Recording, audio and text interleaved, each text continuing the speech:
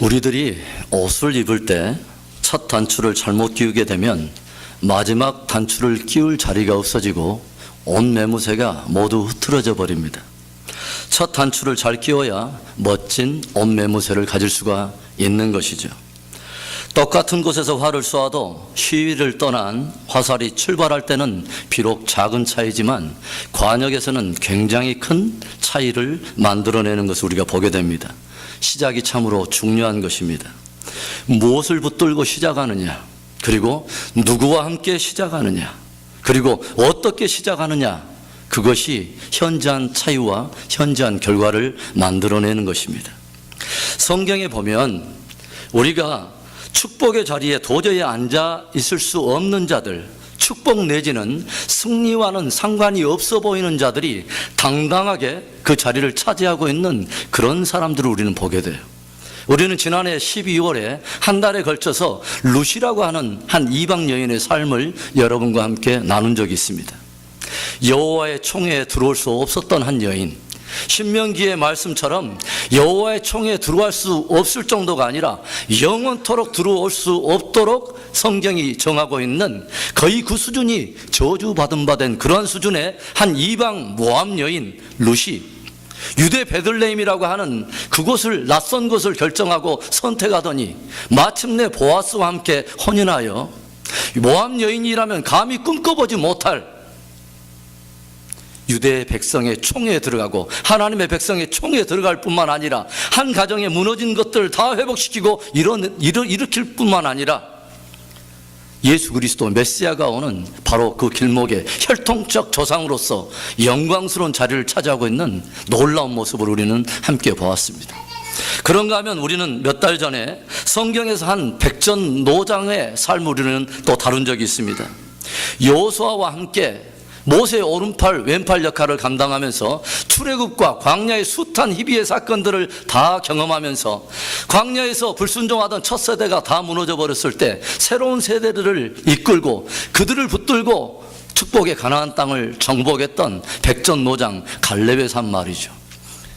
갈렙 역시 이스라엘 족속이 아니었습니다. 그는 에돔 족속이었어요. 신명기의 말씀을 따르면 그 역시 에돔 족속도 역시 여호와의 총회에 10년 동안 들어오지 못할 것을 정하고 있는 저주받은 족속이었습니다.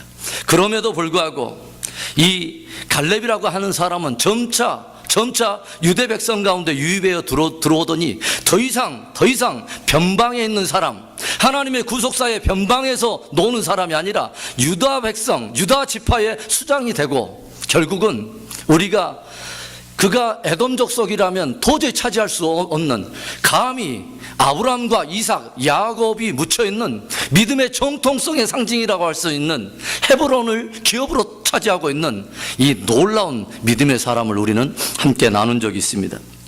우리가 성경을 펴들면 도저히 축복의 자리를 차지할 수 없는 곳에 당당히 서 있는 사람들 가운데 가장 먼저 발견되는 인물이 누구냐면 바로 야곱이라고 하는 인물이죠. 아브라함과 이삭, 그리고 예서로 흘러야 될 하나님의 축복의 물줄기를 자신의 인생에 끌어들인 엄청난 사람, 아브라함의 하나님, 이삭의 하나님, 그리고 예서의 하나님이 아닌 야곱의 하나님으로 불리워지게 했던 놀라운 사람. 이 야곱은 하나님이 다른 사람의 하나님인 것을 견디어내지를 못해요. 야곱은 하나님은 반드시 나의 하나님이어야 돼요. 이 거룩한 갈망이 저와 여러분들 안에 있기를 바랍니다. 이런 사람들의 이야기가 왜 우리에게 그렇게 중요한 의미를 가지고 있고 우리를 눈을 주목하고 우리를 바라보게 하는 그런 가치가 있는 이야기입니까? 왜냐하면 그들의 이야기가 바로 오늘을 살아가는 저와 여러분들에게 하나의 복음을 담고 있기 때문에 그렇습니다. 성경이 우리들에게 보여주는 것은 주어진 운명대로 살아가는 사람들, 주어진 장애와 주어진 어려운 환경을 그대로 있는 운명대로 받아들이고 있는 사람들의 살아가는 그런 사람들의 이야기를 다루는 것이 아니라 주어진 운명을 거부하고 마침내 상황과 환경을 뛰어넘어서 승리로운 삶을 살아가는 믿음의 사람들의 이야기라고 하는 것이죠. 그 말은 오늘 저와 여러분도 그들의 뒤를 따라서 믿음의 길을 걸어간다면 우리도 우리들을 우겨싸고 있는 환경과 모든 어려운 장애를 뛰어넘어서 승리의 삶을 살 수 있다고 도전하는 우리의 복음이 된다고 하는 것이죠. 그러나 우리는 성경을 읽으면서 오해하지 않아야 됩니다. 성경은 사람들의 특출한 이야기, 특출한 어떤 사건을 다루고 있는 자서전적인 사람들의 이야기가 아닙니다. 성경은 어려운 환경과 어려운 여건, 어려운 장애를 가지고 있는 사람들이 하나님을 간절히 붙들고 의지할 때, 자기를 붙들고 의지하는 그 사람들을 통하여서 그 어려운 장애를 뛰어넘고 그 모든 환경을 뛰어넘어 마침내 승리로운 삶으로 이끌어 가시는 하나님의 이야기라고 하는 것이죠. 그래서 성경은 끊임없이 증거하고 있습니다. 환경은 장애가 될 수가 없다. 운명은 장애가 될 수 없다. 하나님을 붙들기만 하면, 하나님께 붙들리는 인생이 되기만 한다면 얼마든지 그 장애를 뛰어넘고 운명을 뛰어넘고 얼마든지 환경을 뛰어넘어서 승리의 삶을 살 수 있다고 우리를 도전합니다. 한 신학생이 시험을 치릅니다. 그날의 성경 시험의 문제가 뭐냐? 여러분도 한번 맞춰보세요. 욥기의 주인공은 누구인가? 그래서 그 답을 쓰라는 거예요. 그래서 당연히 대부분의 학생들은 뭐라고 썼을 것 같아요? 욥이라고 썼죠. 그런데 다 오답 처리됐습니다. 그리고 한 학생이 너무 억울한 나머지 교수님을 찾아갔죠. 교수님, 욥기의 주인공이 욥이 아니면 누굽니까? 이 교수님이 삐그시 웃더니 욥기의 주인공은 욥을 다루어 가시는 하나님이네, 하나님이 주인공이시네 라고 말씀하더라는 것이죠. 성경은 끊임없이 연약한 인생, 연약한 사람들의 이야기인 것 같지만 그 배후에서 얼마든지 그들의 장애를 뛰어넘게 하고 자기를 붙드는 자들의 모든 환경을 뛰어넘어서 그들로 하여금 승리케 하시는 하나님의 영광을 기록한 책인 것을 믿을 수 있기를 바랍니다. 인간들에게 가장 경이로운 역사, 가장 경이로운 경험이 있다면 인간으로서 하나님을 만나는 경험일 거예요. 그러지 않겠어요? 하나님께서는 창세기를 보면 아브라함을 몇 번 만나주시냐면 9번을 만나주셔요. 그리고 이삭은 몇 번 만나주시냐면 2번을 만나주십니다. 그러면 야곱은 몇 번을 만나줄까요? 하나님이 5번을 만나줍니다. 우리 한번 따라서 해봅시다. 925 미팅. 925가 아니라 925 미팅. 아브라함은 몇 번 만나줬다고요? 9번. 이삭은 2번. 그리고 야곱은 5번을 만나주셨어요. 그런데 특별히 그 가운데서도 하나님께서 야곱을 만나주셨던 하나님과 야곱의 만남을 깊이 연구하다 보면 우리들은 그 가운데서 굉장한 하나님의 은혜를 발견하게 돼요.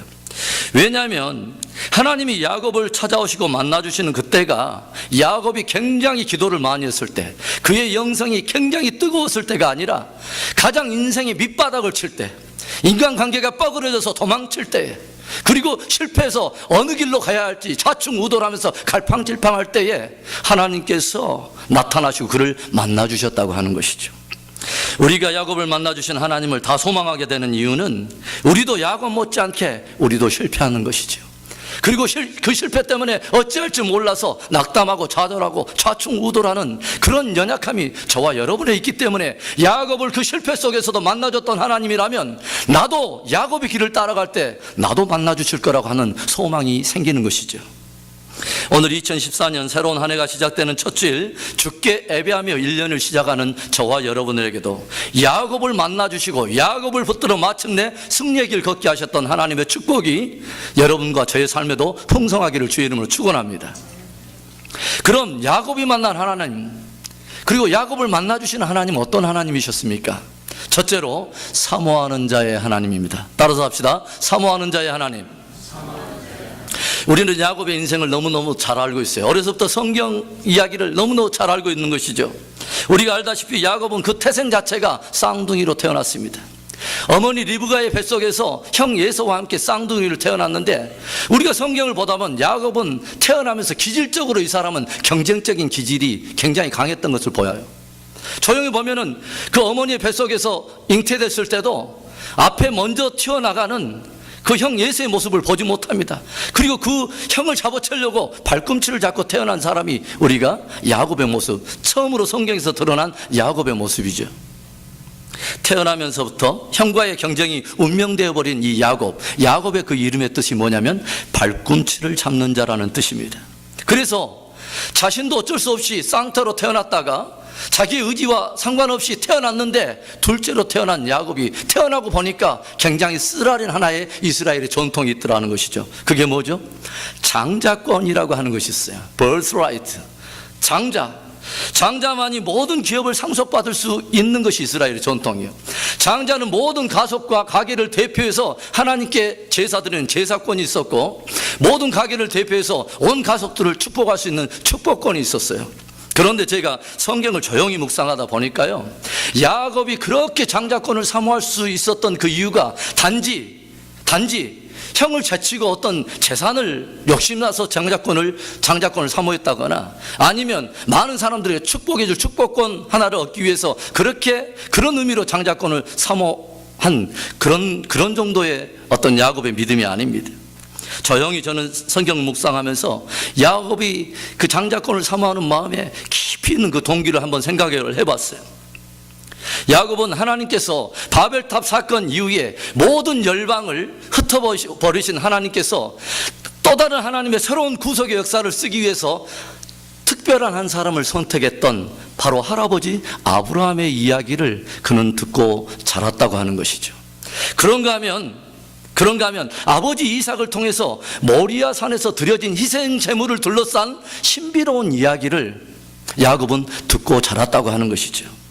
어느덧 야곱은 이 장자권의 문제가 단순히 아버지 재산 하나 물려받는 정도가 아니라 하나님의 귀한 약속들과 역사를 앞으로 이끌어 가시기를 원하시는 하나님이 그 안에 굉장한 보고와 아름다운 복음을 담는 놀라운 것을 깨닫게 된다는 것이죠. 그리고 그 장자권 안에 담겨있는 놀라운 그 가치와 무게를 깨닫게 된 야곱의 가슴은 이제 장자권에 대한 사모함으로 불타오르기 시작합니다. 그런데 우리가 정작 혈통적인 장자라고 말할 수 있는 예서는 이 장자권에 대해서 어떻게 반응합니까? 장자권을 그는 경홀히 여겼다고 성경이 기록하고 있습니다. 가볍게 여겨버렸다는 것이죠.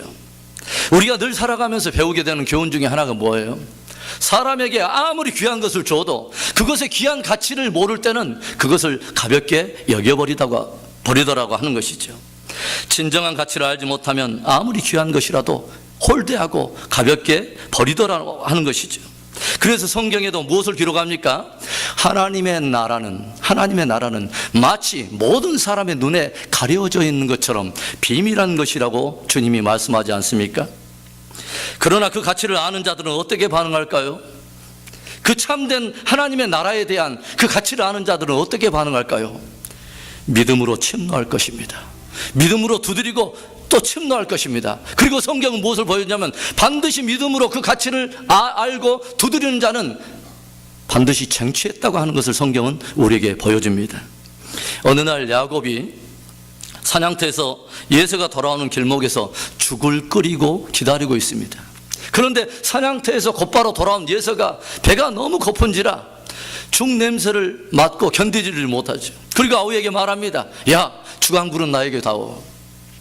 그러니까 야곱이 기회는 이때야 하면서 야곱이 무엇을 말합니까? 선뜻 죽을 내주는 그 전에 무엇을 말합니까? 그렇다면 이 죽을 줄 테니까 형이 가지고 있는 장자권을 나에게 넘겨라. 그리하면 이 죽을 주마. 그러니까 예서가 뭐라고 말을 하냐면 내가 지금 곤비케 되어서 죽게 되었는데 이 하나 장자권이 내게 뭐라고? 내가 너에게 못 줄 게 뭐냐? 그렇게 선뜻 이 장자권을 내어준 것입니다. 그런데 우리가 성경을 보면은 그저 일상에서 일어난 가벼워 보이는 하나의 이 사건을 성경은 어떻게 평가하고 주님은 어떻게 바라보는가 하는 것을 우리는 주목해 볼 필요가 있어요. 성경에서는 야곱이 써준 죽으로 자신의 한 끼의 배고픔을 해결했을지는 모르지만 성경에서는 무엇을 말합니까? 예서가 영원토록 장자권을 빼앗기게 된 것을 말하고 다시 회개해서 다시 얻을 기회를 놓쳐버렸다고 성경은 말을 하고 있습니다. 그리고 이후로 많은 이들의 입술에서는 예서라는 인물은 어떤 이들의 대명사가 되어버리냐면 한 끼 식물에 거룩한 것, 한 끼 식물에 신령한 것들, 한 끼 식물에 하나님께서 이루고자 하는 소중한 비밀이 담겨있는 거룩한 것을 바꿔먹는 자의 대명사가 되어버렸다고 하는 거예요. 성경에서 보게 되는 야곱의 모습은 어떻습니까?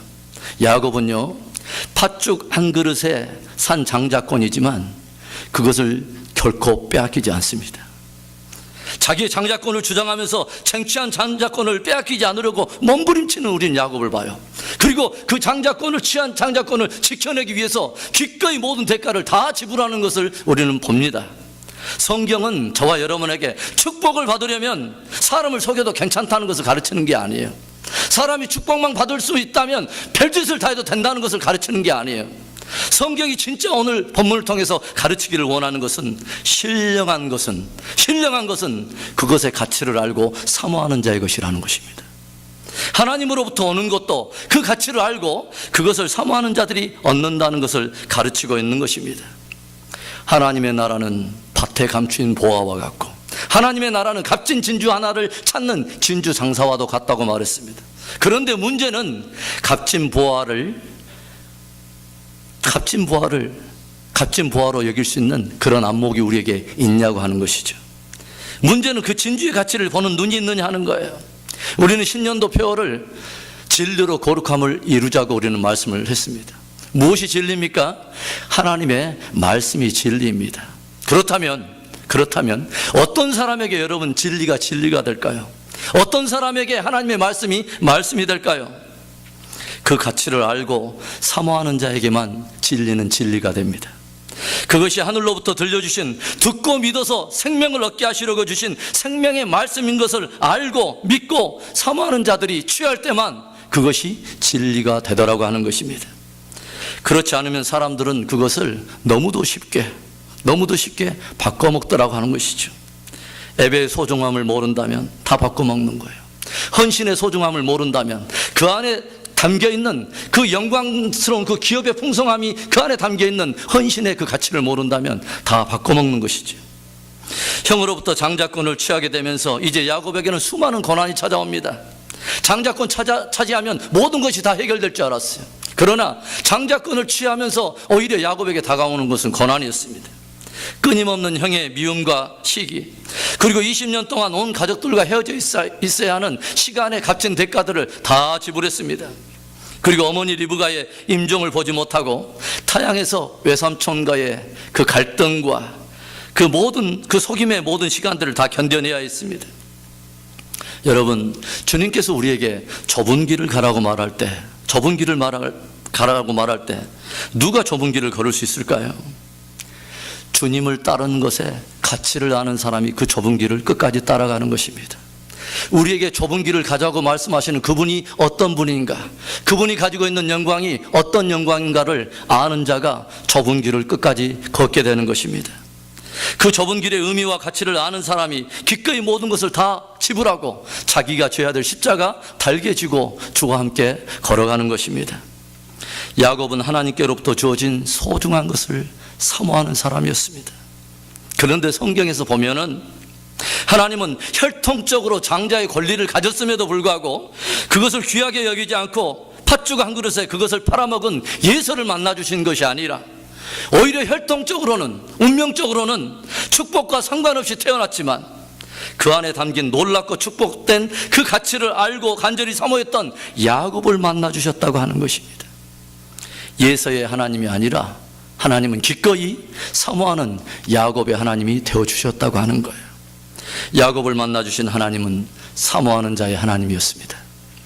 사랑하는 성도 여러분, 2014년 한 해는 온 공동체가 또 저와 여러분이 하나님께로부터 오는 소중한 것을 사모하고 귀하게 여기고 귀하게 지키는 한 해가 될 수 있기를 소망해 봅니다.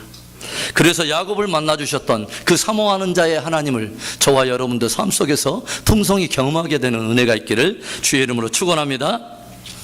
야곱이 만난, 또 야곱을 만나주신 그 하나님은 어떤 하나님입니까? 둘째로 부르짖는 자의 하나님입니다. 따라서 합시다. 부르짖는 자의 하나님. 우리는 야곱의 생애를 추적해 가면서 야곱을 만나주신 하나님은 사모하는 자의 하나님일 뿐만 아니라 부르짖는 자의 하나님이라는 것을 우리는 배우게 됩니다. 야곱이 마침내 장자권을 취하고 나서 그는 무엇을 경험한다고 그랬죠? 형과의 시기와 갈등을 경험하면서 결국은 그는 형의 예서의 낯을 피하여서 멀리 외삼촌 라반의 집으로 도피하여서 20년이라고 하는 적지 않는 시간을 그곳에 우리는 지내게 됩니다. 그런데 우리가 성경을 보면 참 재미있죠. 야곱이 그 속임의 귀재 아닙니까? 그런데 뛰는 놈 위에 나는 놈이 있다고 하나님은 굉장히 강적을 한 사람 붙여놓죠. 외삼촌 라반 품삯을 10번이나 변역시키고, 조카와 무엇을 가지고 거래하냐면 품삯을 두고 거래하는데 자기 딸들을 두고 흥정하는 이 놀라운 외삼촌 라반이라고 하는 기가 막힌 그 강적을 붙여놓지 않습니까? 야곱은 하란이라는 타향에서 20년 동안 참으로 쓰디쓴 삶을 경험하게 됩니다. 그런데 결국 야곱은 외삼촌 라반의 곁을 떠나서 20년 전에 이제는 자기가 떠나왔던 고향 땅으로 돌아갈 것을 결정을 하게 됩니다. 그리고 20년 동안 자기가 모았던 모든 재산과 소유들, 그리고 종들을 이끌고 또 아내들을 이끌고 그것을 발행해서 자기의 고향 땅으로 점점 나아갑니다. 그런데 고향 땅에 도착하면 도착할수록 그의 마음속에 행복과 기쁨이 있어야 될 그의 마음에 오히려 깊은 영혼의 아픔과 두려움이 그를 감싸기 시작해요. 뭐 때문일까요? 20년 전에 풀지 못했던 형 에서와의 갈등, 바로 그 문제가 그대로 있는 것입니다. 시간은 지났지만 20년 전에 그 문제가 그대로, 이 관계 안의 갈등이 그대로 고스란히 남아있는 거예요. 두려움이 찾아오기 시작합니다. 그래서 야곱이 형 에서의 동정을 살피기 위해서 먼저 몇몇의 종들을 보내죠. 그런데 그 종들이 돌아와서 아주 기쁜 소식 하나를 가르쳐 주죠. 형이 마주러 온다는 거예요. 아, 그래? 그런데 그 뒤에 흙먼지가 날리더니 400명의 군사들이 따라오더라는 아름다운 이야기를 들려주지 않습니까? 이 이야기를 들은 야곱이 두려움이 더욱더 충만해지더니 이제는 무엇을 합니까? 자기가 이끌고 왔던 모든 그 종들과 재산들을 두 때, 세 때로 나누지 않습니까? 그리고 나서 앞에 먼저 보내는 그 종들에게 시킵니다. 혹시나 너희들이 걸어갈 때에 형 에서를 만나거든, 이 예물은 뒤에서 야곱이, 우리 주인 대신 야곱이 당신을 위해서 보낸 예물이고, 그 주인은 그 가족들과 함께 뒤에 따라오고 있습니다 라고 전해달라고 한 두 때, 세 때를 이렇게 보내요. 먼저 형의 마음을 푼 후에 만나는 것이 좋겠다는 또 야곱의 그 지혜를 바란 것이죠. 그리고 이제 드디어 어디까지 오게 되냐면, 저 강만 지나게 되면 400명의 군사를 이끌고 오는 예서를 직면해야 될 요단강 나루턱에 도착을 하게 됩니다. 그리고 그날 저녁에 잠이 오지 않는 밤은 꼭 시애틀에 잠 못 이루는 밤만 있는 게 아니에요. 요단강에 잠 못 이루는 밤이 성경에 먼저 나와 있어요. 야곱이 밤새 잠이 오질 않아요. 그리고 모든 일행들을 다 깨우기 시작하죠. 다 깨워서 무엇을 합니까? 제일 먼저는 자기의 아내와 아들들을 다 먼저 요단을 건너 보냅니다. 그리고 자기가 20년 동안 모아왔던 모든 재산들을 다 그 위에 또 한 배 채워가지고 요단강을 흘려보냅니다. 그리고 요단 이편에 이제 홀로 남게 될 때 야곱은 자기 생각에 그렇게 사투를 벌인 적이 없을 만큼 간절하게 기도의 씨름을 싸우기 시작해요. 성경에 보면 여호와의 사자와 함께 레슬링을 했다고 그러죠. 기도의 씨름을 한 것입니다. 이때 날이 세례할 때 밤새 사투를 벌이는 이 야곱의 기도를 듣던 이 여호와의 사자가 이제는 제발 나 좀 놔달라고 그러죠. 야, 제발 지긋지긋하다. 네 이름이 뭐냐? 나 야곱인데. 네 이름의 뜻이 뭐라고 그랬죠? 발꿈치를 잡는다. 한 번 잡았다면 놓지 않는 거예요. 그런데 이 야곱이 지금은 그렇게 많은 사람들의 발꿈치를 삼고 사람과 경쟁하고 사람 때문에 경쟁하고 사람 때문에 상처받고 사람의 발꿈치를 잡았던 이 야곱이 이 중요한 순간에 여호와의 사자의 발꿈치를 잡고 놓지를 않는 거예요. 이제 좀 나 좀 놔달라고 하는 거예요. 그러니까 야곱이 뭐라고 말을 합니까? 나를 축복하기 전에는 결코 나는 당신을 놓지 않겠습니다. 그게 무슨 말이에요? 주님, 당신이 나를 축복하지 않는다면 나는 당신을 보내지 않을 것이며, 주님, 당신이 축복하지 않는 인생은 나는 하나님 무의미합니다. 내 인생은 무의미합니다 라고 고백하는 거예요. 여호와의 사자가 내 이름이 무엇이냐? 야곱인데요. 여호와의 사자가 뭐라고 합니까? 네 이름을 이제는 앞으로는 더 이상 야곱이라 하지 말라. 그리고 앞으로는 뭐라고요? 이스라엘이라 하라. 이는 사람으로서 하나님과 더불어 겨루어 이기었음이라. 그리고 야곱은 그 하나님을 만난 그 자리의 이름을 이렇게 부릅니다. 분이엘이라고. 분이엘의 뜻은 뭘까요? 하나님의 얼굴입니다. 하나님을 만났다는 것이죠. 하나님의 얼굴을 대면했다고 하는 것이죠. 환도뼈가 위골되어서 다리는 절개되었지만 야곱은 이제 더 이상 사람의 발꿈치를 잡는 자가 아니었습니다. 이제는 하나님의 옷자락을 붙들고 은혜 아니면 살 수 없는 기도의 사람으로 변해버린 거예요. 분재를 지나면서 야곱은 더 이상 야곱이 아니라 이스라엘, 하늘의 비밀한 것들을 구하여서 얻고 누리는 기도의 사람으로 변해버렸다는 것입니다. 야곱이 만난 하나님은 부르짖는 자의 하나님이었던 것입니다. 주어진 문제 때문에 두려움에 압도되고 우겨싸움을 당할 때 갈팡질팡해서 당황할 수밖에 없는 그 야곱이 모든 것을 다 건너보내고 자기가 지금까지 의지했던 모든 것들을 다 흘려보내고 호롤단신으로 하나의 길을 결정할 때, 하나님 당신만이 내가 붙들 수 있는 유일한 길입니다 라고 자기의 마음을 다 비우고 그 하나님께 나아가는 기도의 길을 결정했을 때, 하나님은 기꺼이 부르짖는 자의 하나님이 되어주사 야곱을 모든 위기에서 다 건져내시고 다시 한번 그에게 회복을 주셨다고 하는 것입니다. 분이엘을 지나면서 하나님의 얼굴을 보았던 야곱 앞에 드디어 400명의 군사를 이끌고 오는 예서의 비장한 얼굴이 보이기 시작합니다. 그런데 이상하게 야곱이 이 예서를 보면서 두려움보다는 그 마음속에 다른 마음이 일어나더라는 것이죠. 20년 동안의 긴 세로 흘러가면서 두려움이 엄습했던 간밤바는 그 지난밤에 그런 마음이 아니라 마음속에 형에 대한 미안한 마음과 20년 동안 보지 못한 형을 그리워하는 그 그리움이 폭받쳐 오르면서 함께 서로를 향해서 달려오던 형제와 자매들이 형제들이 그 어깨로 어긋맡기면서 서로 한참을 옵니다. 20년이라고 하는 긴 시간 동안 가졌던 마음의 응어리들이 한순간에 풀어지고 깊은 형제로 다시 하나가 됩니다. 그리고요, 이때 야곱이 고백했던 놀라운 말이 하나 있죠. 33장 10절 후반부에 이런 말씀을 들려줍니다. 내가 형님의 얼굴을 배운 즉 하나님의 얼굴을 본 것 같사오며 형님도 나를 기뻐하심이니이다. 내가 형님의 얼굴을 보는데 그 얼굴이 누구의 얼굴 같아요?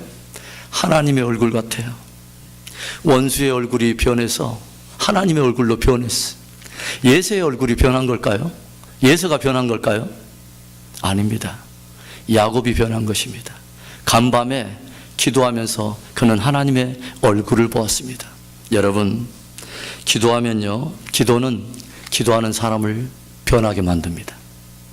내가 의지하고 있는 모든 것을 다 건너보내고 하나님 앞에 겸손하고 가난한 존재로서 홀로 하나님 앞에 나아가는 야곱, 그분이 아니면 다른 길이 없기 때문에 당신 한 분에게만 모든 내 길을 의지하고 간절히 하나님 앞에 부르짖었을 때 하나님은 위기당한 야곱의 기도를 기꺼이 들어주시고 부르짖는 자의 하나님이 되어주셔서 야곱을 다시 회복과 부흥으로 인도하셨던 놀라운 은혜를 우리는 보게 됩니다.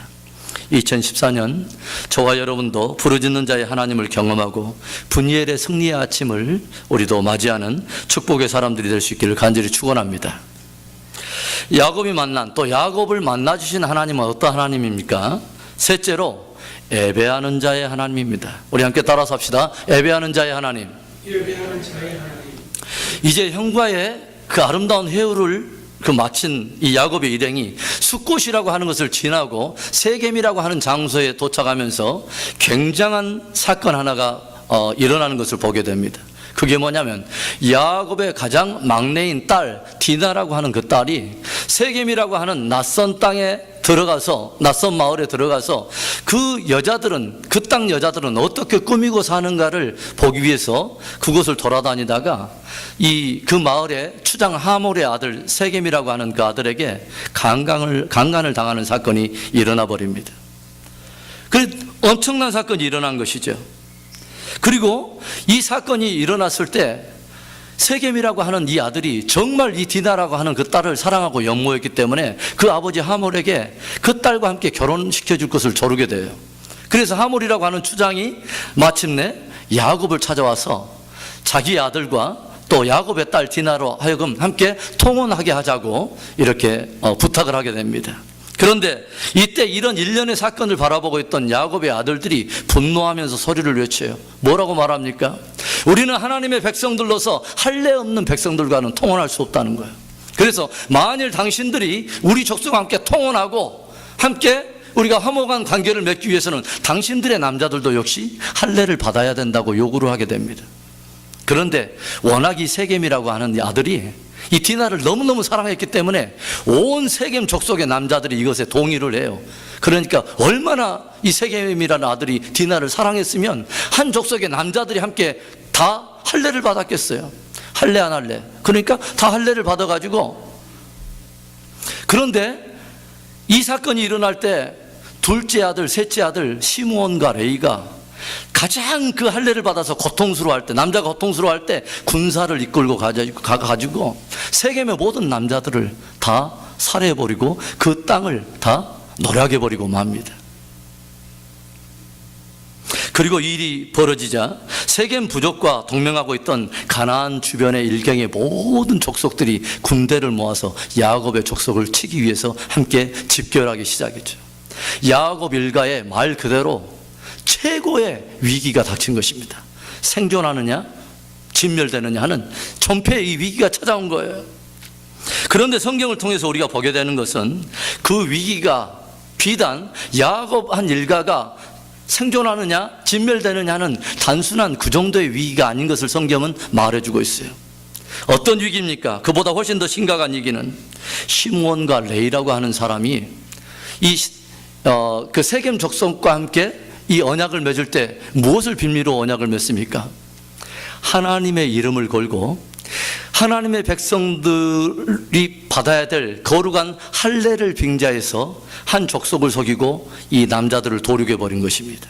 하나님의 이름을 망령되이 일컫게 된 것입니다. 그리고 하나님의 이름이 열방 가운데 수치를 당하게 된 것입니다. 그뿐이 아닙니다. 야곱의 아내 라헬은 오빠 라반의 집을 떠나올 때 나귀 안장에 조용히 무엇인가를 숨겨가지고 들어오죠. 그게 뭐예요? 라반의 은밀히 섬기는 집의 가오신이라고 할 수 있는 드라빔이라고 하는 우상을 가지고 와서 은밀히 섬기지 않습니까? 그래서 우리는 하나님을 섬긴다고 하는 하나님의 백성 야곱의 일행이 그 가정에 거짓과 속임이 들어왔을 뿐만 아니라 우상 숭배, 그리고 음행의 사건이 일어나고 또 살인의 사건, 그래서 이런 많은 총체적인 이 위기가 이 가정에 찾아왔다고 하는 것을 우리는 알게 되는 것이죠. 그런데 하나님께서 이 위기를 만난 야곱에게 다시 한번 그 위기를 돌파하고 회복되기 위해서 야곱에게 명령하신 것은 다름이 아니라 이것을 명령하신 것입니다. 창세기 35장 1절의 말씀 우리 한 목소리로 읽어봅니다. 시작. 하나님이 야곱에게 이르시되 일어나 베델로 올라가서 거기 거하며 내가 내 형 에서의 낯을 피하여 도망하던 때 내게 나타났던 하나님께 거기서 단을 쌓으라 하신지라. 아멘.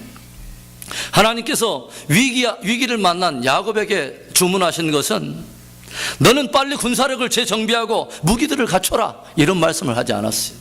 너는 빨리 정렬을 재정비하고 나서 이웃나라로 피난하라고 말하지 않았어요. 너희들은 열세이기 때문에 빨리 화친 조약을 맺고 그들에게 너희들은 투항해라 라고 말하지 않았어요. 하나님께서 다만 이 총체적인 이 존폐 위기를 만난 야곱에게 주문한 것은 딱 하나였습니다. 베델에 올라가서 거기에서 여호와께 단을 쌓으라는 것입니다. 무슨 말일까요? 이제는 진정한 예배자로 돌아오라는 것입니다. 진정한 예배자로 돌아오라. 우리 믿음의 사람들의 위기란 삶의 위기 정도가 아니에요. 생존의 위기가 아니에요. 믿음의 사람들의 위기란 항상 영적인 위기이며 신앙의 위기인 것입니다. 이제 야곱의 가족과 그 일행들이 그들이 공동체 안에 은밀히 가졌던 두라빔을 다 버리고, 그리고 그들이 치장했던 모든 고리들을 가져다가 다 야곱에게 내어줄 때 야곱이 그것을 상수리 나무 아래다 묻고, 이들은 함께 공동체가 함께 올라가서 베델에서 하나님이 요구하셨던 진실한 예배를 드리기 시작합니다. 그리고 하나님께서는 그들이 정말 이제는 두 마음이 아니라 한 마음으로 전심으로 예배자로 서게 될 때에 하나님은 주변 모든 대적의 추적으로부터 야곱 일가를 내실 뿐만 아니라 그들 가운데 다시 한번 거룩한 부흥과 회복을 주신 은혜를 성경이 기록하고 있습니다. 야곱이 만난 하나님, 야곱을 만나주신 하나님은 예배하는 자의 하나님이었습니다. 예배자의 하나님, 좌충우돌하며 위기를 만난 야곱이었지만 그래도 실수하고 넘어지고 당황하는 그 야곱 일행이었지만 진실한 예배자로 주 앞에 설 때 주님은 다시 한번 그 위기를 돌파하도록 은혜를 주시고 또 모든 족속들로부터 그 일가를 보존하시고 승리케 하셨던 예배하는 자의 하나님이었습니다. 여러분, 예배 안에 승리의 비밀이 있습니다. 예배 안에 승리하셔야 됩니다. 2014년 한 해 우리 모두가 예배로 승리하기를 소망합니다. 같은 관역을 출발해도 처음에는 작은 각도의 차이가 빗나갔지만 관역에서는 서로 다른 현저한 결과를 만들어냅니다.